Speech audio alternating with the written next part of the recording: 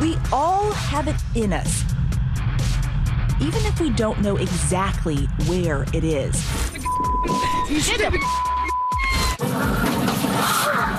A limit, a breaking point, a dark place where civilization ends and animal instinct takes over. And there may be no faster way to get there than right here, on the roadways of America at the intersection of velocity and violence.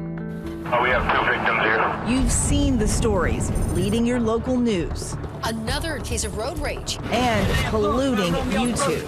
What feels like a daily diet of road rage reports. Just last week, this shocking video of an incident on a California freeway leading to a multi-car crash. Call 911, Chris. Nearly half of all drivers surveyed have experienced some form of road rage. Here in Denver, the mile-high city, drivers have hit new lows. Local officials reporting deadly traffic crashes have been slowly creeping up for several years. We know you're fed up. So are we. We came to see for ourselves. It didn't take long for us to find it. Rocky Mountain Rage. Golly, that guy. He was like almost in our lane. You want reasons? Look around. The city's rush hour turns freeways into ant farms. It's a stop-and-go sea of brake lights. Yeah, it's not moving up there. What typically should be a 30-minute commute can take nearly an hour and a half, enough to turn any driver into a ticking time bomb. I was surprised at how bad the traffic is in Denver. It's heavy, it's crowded, and it's aggressive. Captain Jeff Goodwin of the Colorado State Patrol is fighting the uphill battle against an army of hot-tempered motorists. Don't touch me. There is that group of individuals that get up helter-skelter every morning. They're never on time. So now they're running late and they've got to make up that time. So how do they do it? They do it by pushing people out of the way, cutting them off, changing from the inside left lane all the way to the exit ramp right as they get there. Goodwin believes he's pinpointed the root of the problem. With more than 100,000 people transplanting to Denver every year, it's as simple as too many metal machines, not enough pavement. I used to think it was something like people cutting you off. But you know, one of the things that people really get angry about, if somebody honks the horn at you because you've sat too long at a light, I think they literally go from the Dr. Jekyll to Mr. Hyde. Around the country, it's not just gangbangers and street thugs mixing it up. It could be any of us. Take a look at these guys in business attire doing the WWE SmackDown. We showed the good Captain Goodwin some examples of bad behavior, and he provided us some potentially life-saving road rules to help you. Rule number 1, don't make eye contact. This motorist is out of control. And this victim is doing all the right things. Just stare ahead, don't engage. Right. Yeah, the minute you engage, who knows where this goes? Rule number 2, never approach the window. All right, wow, okay. This is more than over the top because now you have a gun involved. So you're gonna pull your gun out? What kind of just... You never know who's packing heat. Exactly. Is approaching someone's window ever a good idea? Never do it. And most important, rule number 3, you don't always have to win. Looks like it's gonna be over. But as we see in this case from Houston, the parties involved just can't help themselves. And here we go. There you go. I mean, now they're at full-blown fist fight. Right, this is what happens. It gets worse. The longer this goes, the worse it's gonna get. It looks like they just need to win the argument. That's what it is. Oh. It was 4:15 when we hit the road with Goodwin and his team. They prowled the interstate looking for bad behavior. We're looking for aggressive drivers. Triggers.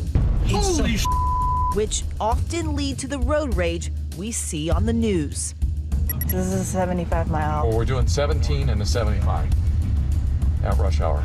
I got a lady who was texting if you want to pull her over. Within minutes, Goodwin's team has spotted a common breed, a texter at the wheel. Goodwin says distracted driving, the #1 offense that sends drivers into road rage. And how does that end up leading to road rage? Well, when she's texting, she's not paying attention to everybody else out here. Next, we cross paths with a lead-foot speedster, the deadliest kind of aggressive driver. I could see him in the rearview mirror weaving in and out. He was trying to find that opening. And that's when people get mad. Right. It was now 5:45, the road rage witching hour. Yeah, we're pulling out.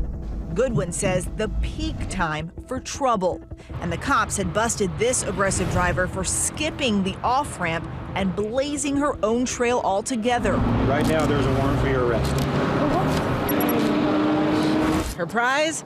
Some new bracelets and a ride in the fast lane to the county clink. She doesn't have a valid driver's license either, so that's been canceled and denied, so she shouldn't be driving anywhere. We'd found ourselves at a notorious hotspot. So this is the frontage road where we have a lot of our issues. And got a dose of full frontage fury. So people will be frustrated, they'll come off the frontage road, and then they actually will do this, believe it or not. They will drive here. Holy cow, this is so steep. And they will find that steep drop down to the interstate, and they will bounce their way back down into Interstate 25. All because they're angry about sitting in traffic. Off-roading on I-25. Yeah.